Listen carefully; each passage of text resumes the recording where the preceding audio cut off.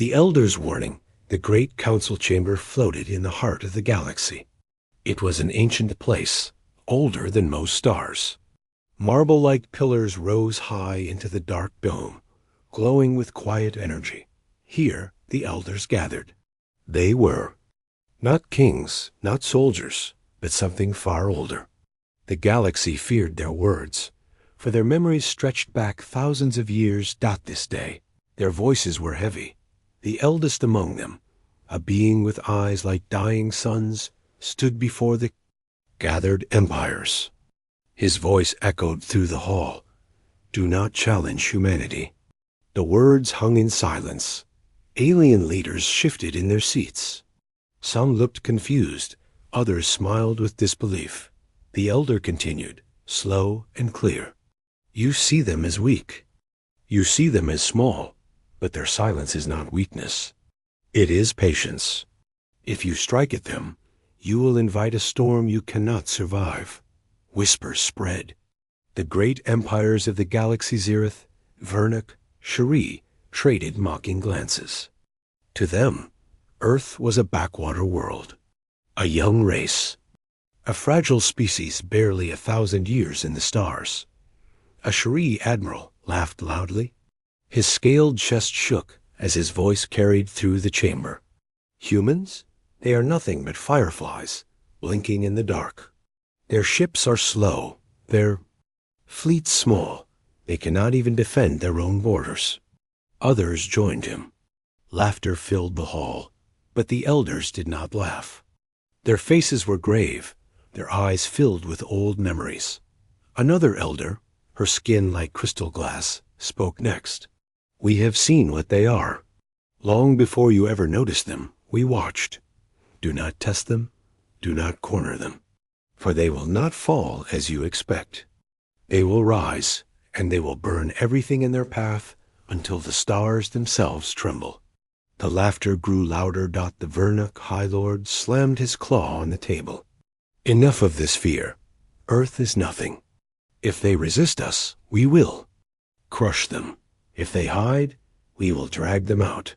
What is this storm you speak of, Elder? Empty threats from an old mouth. The elders fell silent. They would not argue.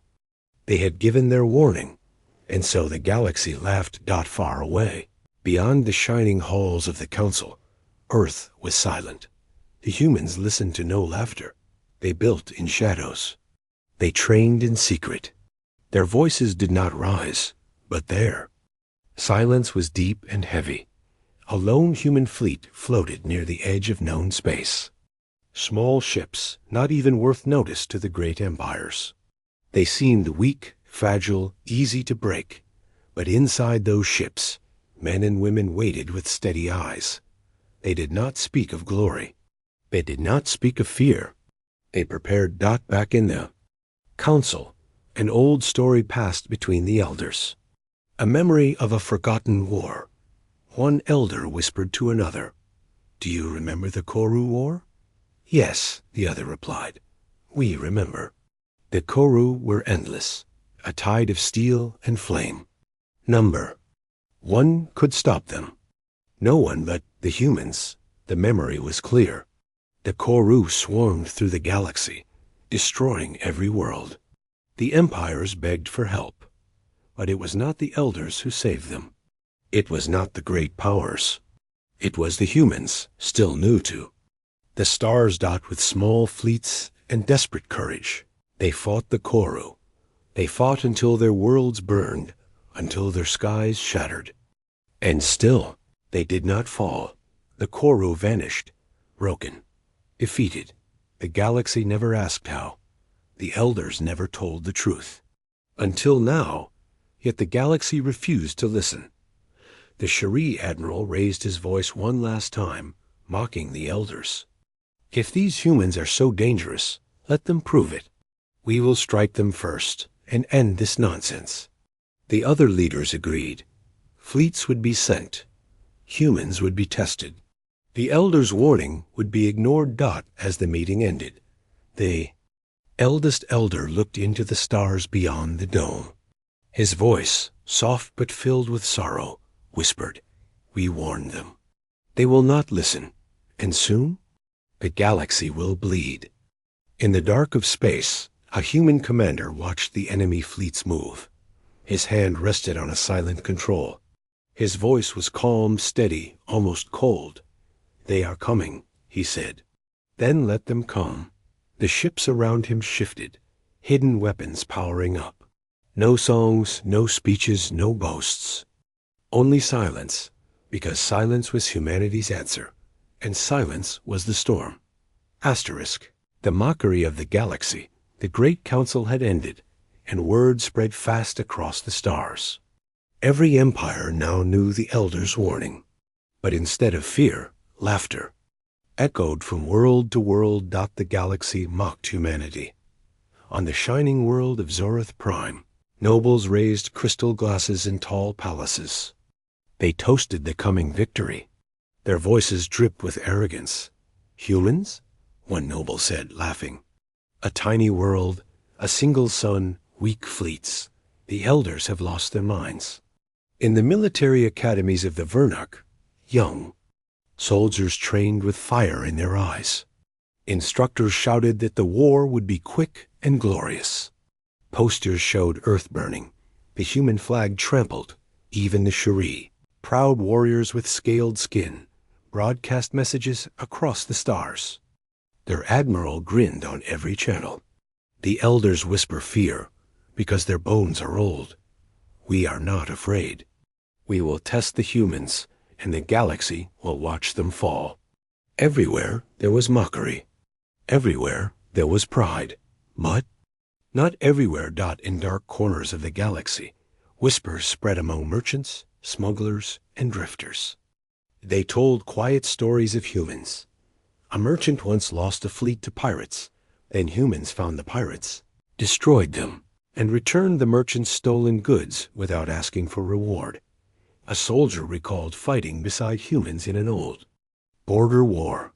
He remembered their eyes. When all hope was lost, when every ally had fallen, the humans kept fighting.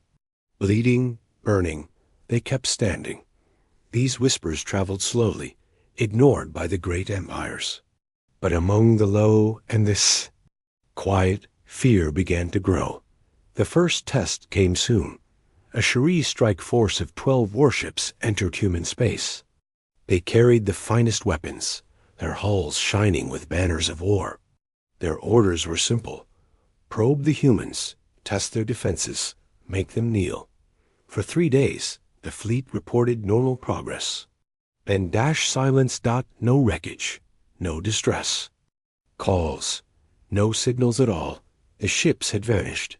The galaxy laughed again, though now the laughter was nervous. Admirals said it was nothing, a spatial storm, a broken drive core, bad luck. But still, 12 ships gone without trace. The elders said nothing. Their faces were grave. The second test was larger. This time, 50 ships from 3 empires joined together. They marched into human space with arrogance, broadcasting their journey openly. Alien soldiers joked on open channels. Perhaps the humans will surrender at the sight of us. If they do not, we will take their planet as a prize. The fleet reached a human colony world. The planet was small, its oceans deep blue, its forests green and bright. It looked weak. The aliens laughed as they prepared to fire. And then darkness. Every sensor shut down. Every screen went black. In the silence, alien captains shouted orders. Panic spread. When the systems came back, half the fleet was gone. Number: fire, no sound, no explosion. Just gone. The survivors fled in terror. The galaxy stopped laughing. News spread like fire. 50 ships vanished. Armadas whispered of a weapon no one had ever seen. Some said the humans had learned to bend space itself. Others said they had called on something darker, something hidden. Yet in the palaces and courts, leaders still spoke. With pride, they told their people that humans had only used tricks, that the next wave would crush them. But among soldiers and common folk, fear began to grow. On a distant moon, a captured alien mercenary was dragged before his commander. His body shook, his scales pale. "What did you see?" The commander demanded. "The mercenary whispered, voice broken. "They did not fight like us. They did not shout. They did not boast. They struck once. Silent, cold, and when we thought we had them, they were already behind us." The commander frowned. "How many ships?" The mercenary's eyes filled with terror. "3. The commander froze. "3 ships destroyed 50? The mercenary nodded. His voice cracked. "They are not. Weak, they are waiting." Far away, in the shadows of space, the human fleet moved quietly. Small ships glided through the dark, their weapons hidden, their signals masked. They left no trail, no sign of where they came from. Inside one ship, a human captain studied the reports. Alien fleets massing. More were coming. He turned to his crew, calm and steady. "They mock us still. Let them. Soon they will learn." The elders watched in silence, their eyes heavy with sorrow. One whispered, "The galaxy still laughs." But soon their laughter will turn to screams. Shadows before the storm. The galaxy had stopped laughing, but it had not yet learned fear. The loss of fleets was troubling. Yes, but the great empires still believed humans were only using tricks. So they prepared for war. Across the stars, massive. Shipyards came alive. Hammers struck, welders burned, and engines screamed as thousands of new ships were built. Armies trained day and night. Propaganda screens flashed on every world. "Do not fear the humans. They are weak. We are strong." Billions believed it. Billions wanted to believe. But the shadows told another story. Strange things began to happen. In the Vernuk Empire, a supply base near the frontier vanished in one night. Soldiers who were stationed there left no signal, no distress. When a rescue fleet arrived, the base was simply gone. Only a crater remained, as if the land itself had been burned away. On the trade lanes of the Shari, entire convoys disappeared. Dozens of ships carrying food, fuel, and weapons entered hyperspace and never emerged. Their tracking beacons lit once, and went dark forever. The Zirith, proud rulers of ancient worlds, found their secret listening stations destroyed. No alarms, no battle, just silence. At first, the empires blamed each other. Accusations flew. In the councils, they shouted, cursed, and threatened war against one another. But in the end, all signs pointed in one direction: humanity. Still, humanity spoke no words, no threats, no demands. Their silence became more terrifying than any speech. In the depths of space, an alien admiral led a scouting fleet of 20 ships. He was cautious, older than most, not quick to laugh like the others. His eyes were sharp, his mind careful. His ships approached a dark sector near human borders. Scanners showed nothing, no planets, no stations, no ships. Empty, his officers reported. But the admiral frowned. His scales prickled with unease. "Nothing is ever empty," he said. Then, without warning, his flagship shook. Lights flickered. A sound like tearing metal echoed through the hull. "Report!" He shouted. Before his officers could answer, the ship's screens lit up. A shadow appeared. 3 human vessels, sleek and dark, sliding silently the void. They moved without signals, without light, like ghosts. The admiral's heart pounded. He had expected a fight, a clash of weapons. But the humans didn't fight like that. They didn't charge. They didn't shout. They waited. When his fleet tried to fire, their systems failed. Guns went dead. Engines froze. And then light. Flashed so bright it swallowed half the fleet in silence. When the admiral's vision cleared, 10 of his ships were gone. No debris, no screams, just nothing. The remaining fleet panicked, scattering in all directions. The admiral gave the only order he could: retreat. Word of the massacre spread faster than fire. Soldiers whispered in barracks. Officers argued in command halls. The numbers were impossible. 3 human ships against 20? How could that be? The propaganda screens still screamed that humans were weak, but soldiers no longer believed. Their hands shook when they thought of entering human space. Even the people in the great cities began to question. If humans were so weak, why had so many fleets not returned? The elders, watching in silence, saw the change. One of them, old as stone, spoke quietly to the others. The storm has already begun. The galaxy still thinks it has time, but time has run out. Meanwhile, deep beneath Earth's oceans, hidden cities stirred. Submarines the size of mountains moved through black waters. Factories carved into stone. Released weapons no alien had ever seen dot above in silent orbits. Human fleets trained without broadcasting a single signal. Every move was hidden, every weapon silent. Humanity was not rushing to war. Humanity was preparing to end it not far from Earth, in a lonely asteroid field. An alien smuggler stumbled on something he should never have seen.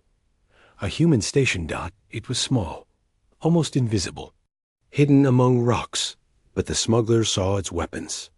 Strange cannons that bent light itself. Engines that hummed with quiet thunder. He ran terrified back to the trade routes. He told anyone who would listen. Humans are not hiding, he said, eyes wide with fear. They are everywhere. They are waiting in the dark. The galaxy prepared its final fleets. Grand armadas gathered thousands of ships, weapons shining, banners raised. But in the shadows, the war had already begun. Bases gone, fleets lost, whispers spreading. Fear growing. The storm was here. Asterisk humanity answers. The galaxy had prepared. Armadas gathered like storms across the stars. On the day of the Great Strike, 500 alien ships crossed into human space. They came from every empire: Vernic, Shuri, Zereth, and more. Their banners shone bright, their voices proud. They were united in one thought: this would be the end of humanity. The admirals boasted across the open channels. Earth will bow before us. This war ends today. Billions across the galaxy watched the broadcast. This was not just a battle. It was meant to be a lesson. The galaxy would show the humans their place. On the human side, there was silence. No messages. No threats. Not even a warning. Alien commanders grew uneasy. Where are they? Where is their fleet? Scanners showed nothing. Empty space. Only Earth far ahead, blue and quiet, shining under its sun. Some believed the humans had fled. Some thought they were too afraid to answer. Laughter spread through the alien ship's dot. But then the stars went dark. One by one, alien sensors shut down. Screens turned black. Weapons went silent. Report, admirals screamed. What is happening? Number. One could answer. And then, in the darkness, lights appeared. Dozens of them. Cold, white lights, shining from ships that had not been seen before. Human ships. They emerged like shadows from the void, their hulls black and sharp, absorbing the starlight. Small in number, only 20 against 500, but they moved with deadly silence. The alien admirals laughed again, but this laughter was nervous, shaky. Only 20? Fire all weapons. Crush them. But when alien ships fired, nothing happened. Their cannons sparked, their missiles froze. Systems refused to obey. It was as if the universe itself had turned against them. Panic spread. The humans did not speak. They did not answer the threats. They simply fired once. A single human weapon lit the void. It was not a beam, not a missile. It was something different, something that bent space itself. The alien ships caught in its path folded inward, crushed in silence, vanishing in less than a second. 50 ships, gone in one strike. The alien armada screamed in confusion. Admirals shouted orders, soldiers ran across decks, but their weapons were useless. And still, the humans were silent. Their ships glided through the chaos, striking once, then vanishing into the dark. They never chased. They never lingered. They only appeared where the enemy was weakest, struck, and disappeared again back to the aliens. It felt like fighting ghosts. One alien captain, desperate, opened a private channel. His voice shook as he shouted into the void. "Humans, what do you want? Why are you doing this?" For the first time, a human voice answered. "Calm, cold, you came here." And the channel went dead. The slaughter continued. 3 human ships tore through an entire wing of 70 alien cruisers. 5 more wiped out a Shuri battleship formation in less than a minute. Every strike was precise. Every strike was final. And still silence. No cheers. No taunts. No glory. Only silence. On Earth, in command centers deep underground, human leaders watched without emotion. They had no joy in victory, no pride in destruction. For them, this was not war. It was survival. Hours later, the alien fleet that had once been 500 ships was broken. Only a handful managed to retreat, engines burning, soldiers screaming in fear. Of the humans, not a single ship was lost. When news spread across the galaxy, silence followed. Entire worlds that once laughed now trembled. Soldiers who had trained for glory refused to leave their barracks. Admirals who once spoke with arrogance hid their faces. The elders spoke only one line: "This is only their beginning." In a secret chamber, alien leaders argued, "This is impossible. No fleet can fight like this. They use weapons we do not understand. How can they have such power?" Perhaps the elders were right. Fear cracked their pride. But before they could act, reports flooded in. More bases gone. More fleets missing. Human ships seen in places no one expected, hidden in asteroid belts, under alien moons, even inside nebulae thought uninhabitable. The humans had not only defended Earth, they were everywhere. On the ruins of the battlefield, a single alien distress beacon floated, repeating a broken message. They do not fight as we do. They do not fight for power or glory. They fight because they must. And when they fight, they do not stop. A message spread like a plague across the stars. Every soldier, every citizen, every leader heard it. And in every heart, fear began to grow. Asterisk. The galaxy in panic. The War Council chambers that once rang with laughter now trembled with silence. Every empire had lost fleets.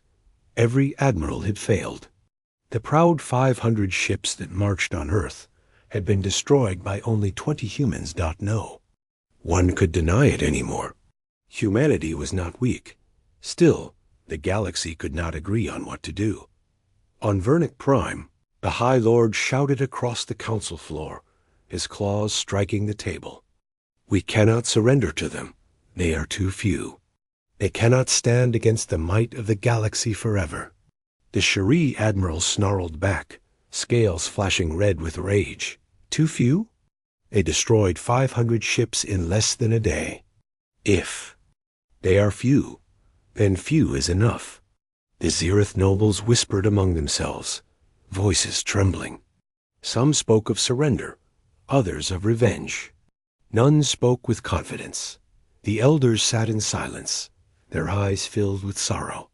They had warned the galaxy. The galaxy had not listened. Outside the chambers, panic spread. On every world, civilians flooded the streets in fear.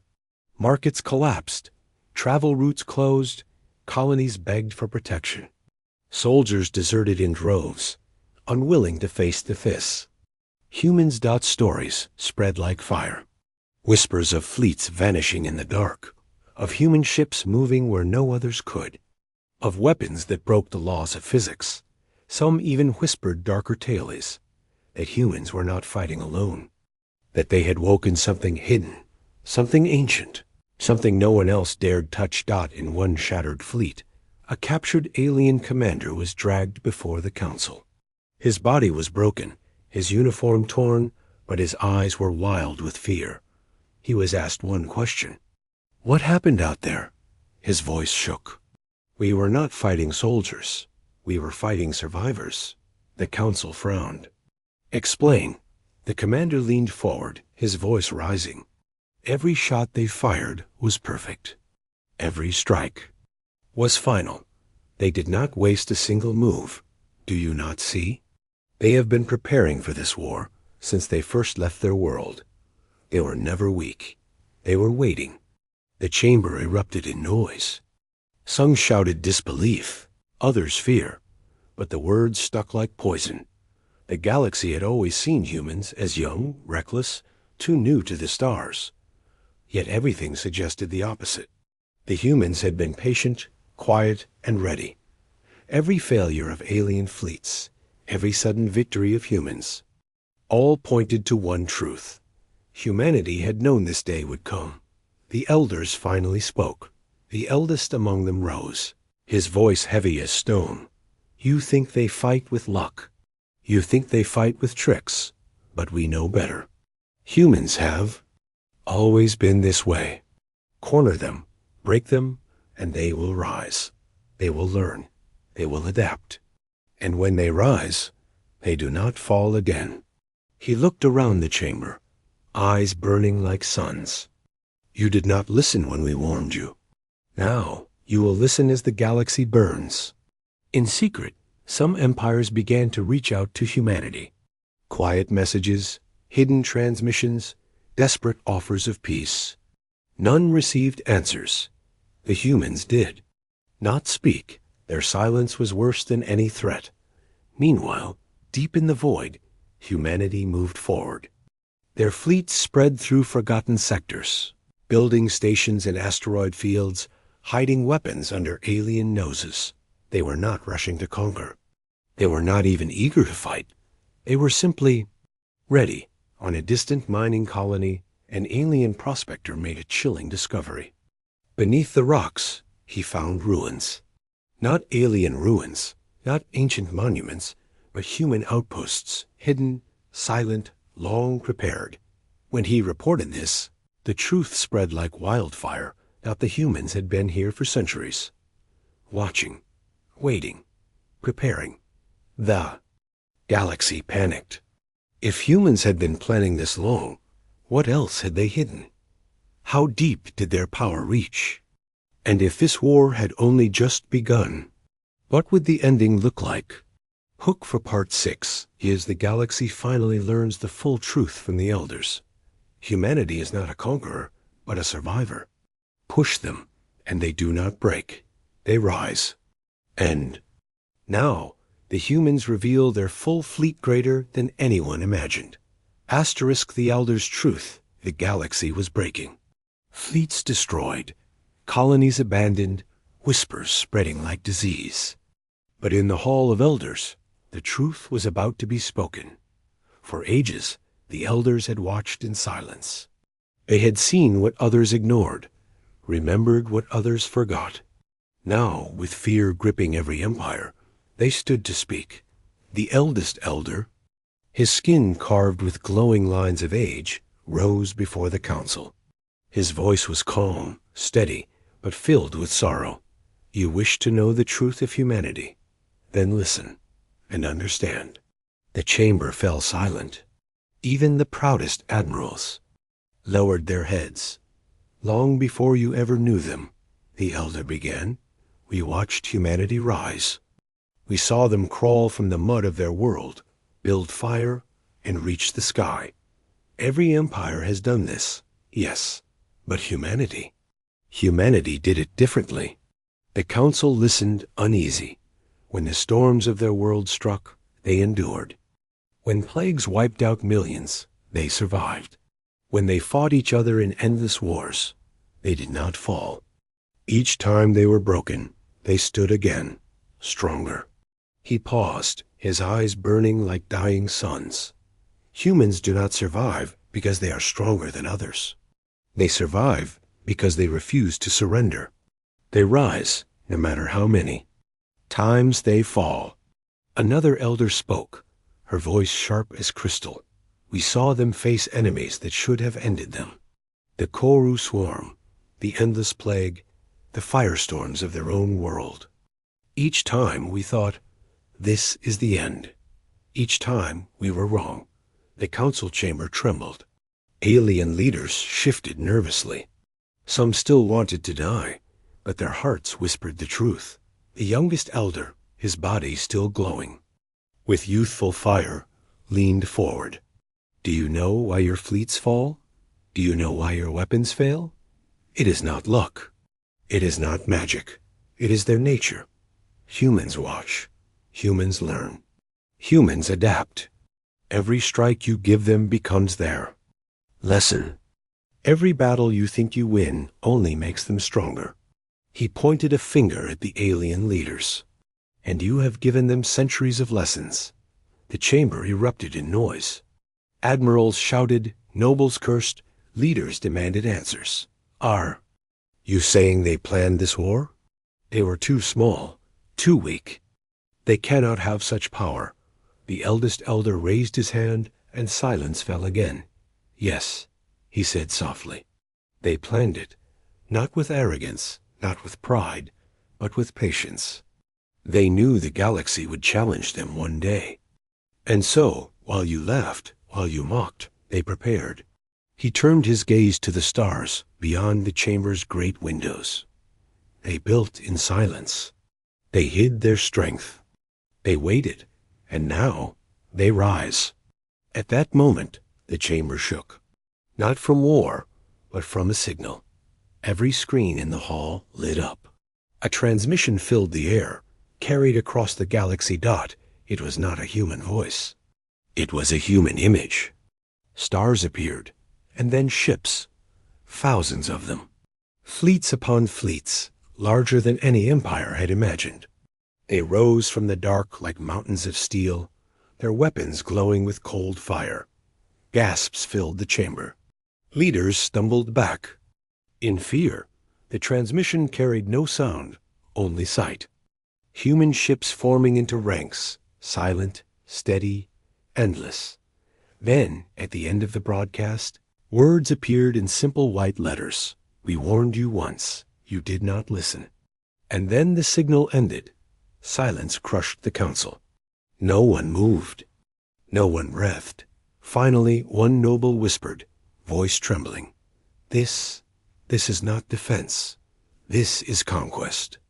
The eldest elder shook his head slowly. No, this is survival. Humanity does not seek war. But when war comes to them, they do. Not stop until it is over. He looked at the terrified faces around him. You have awakened what you cannot put back to sleep. On distant worlds, civilians watched the broadcast in terror. Entire cities went silent. Mothers clutched their children. Soldiers dropped their weapons. Every empire now knew. Humanity was not fighting from weakness. Humanity had been ready all along. And in the darkness of space, the human armada moved. Thousands of ships, silent as death, shifting like shadows across the stars. They did not roar. They did not boast. They simply advanced. Asterisk. The war that changed the stars. The galaxy had no choice. Every empire gathered its fleets. Every admiral called its soldiers. Every factory poured out weapons day and night. It was the largest armada in history, more than 5,000 ships, gathered to crush humanity. Once and for all, they believed numbers would be enough, but numbers do not win against what will not break in the silent dark. The human armada waited. Their ships were fewer, smaller, but every hull carried the weight of patience, of planning, of survival. Inside the command ship, a human admiral stood before his crew. His face was calm, his voice steady. "We did not want this war," he said. "But they brought it to us, and now we finish it." No cheers followed. No shouts of glory, only silence. And silence was enough. The battle began at the edge of a dying star. The galaxy's fleets came in waves, rows upon rows of ships, weapons glowing, banners raised. They filled the void like a sea of fire. From a distance, it looked as if humanity would be swallowed whole. But then the human ships moved, not forward, not back, sideways. In strange patterns and shapes no alien mind understood, they weaved between the stars. Their fleets did not clash head-on. They bent the battle itself, turning chaos into control. Alien commanders shouted in confusion. "What are they doing? Hold formation." But it was too late. Human weapons struck, not like cannons, not like missiles. They tore space itself, folding enemy ships into nothing, crushing them without sound. Whole squadrons vanished in seconds. The galaxy fired back, thousands of guns blazing. Explosions tore through the void. But every time human ships seemed caught, they reappeared elsewhere, as if the universe itself meant to let them through. Panic spread. Orders broke. Fleets scattered. A Shuri warlord screamed across his channels. "They are only flesh. Break them, break them." But his fleet never reached the humans. A single human strike shattered it into dust, and his final scream was lost to silence. The battle raged for hours and days. The galaxy threw everything it had. Waves of ships, endless fire, desperate fury. But the humans endured. They bled, yes. They lost ships, yes. But each loss only made them fiercer. Each strike they suffered only taught them new ways to fight. By the third day, the galaxy realized the truth. This was not a battle they could win. It was survival. And in survival, humans were unmatched. At the heart of the chaos, an alien admiral stared at the field with horror. His fleets were burning, his people dying, and yet he could not look away. He whispered to himself, broken and afraid, "The elders were right. They do not stop. They do not surrender. They rise." Moments later, his flagship was torn apart by a silent human strike. By the end of the seventh day, the stars were quiet again. The great armada of the galaxy was gone, burned, shattered, scattered into silence.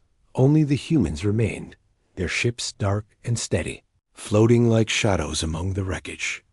Across the galaxy, silence followed. Worlds that once mocked Earth now trembled at its name. Soldiers who once laughed at humans now whispered of them like ghosts. No one dared speak of victory. Because everyone now understood. Humanity had not just survived. Humanity had changed. The stars. In the Hall of Elders, the eldest spoke one final time. His voice was heavy, but filled with a strange respect. "We told you never to challenge them. You did not listen. And so you paid.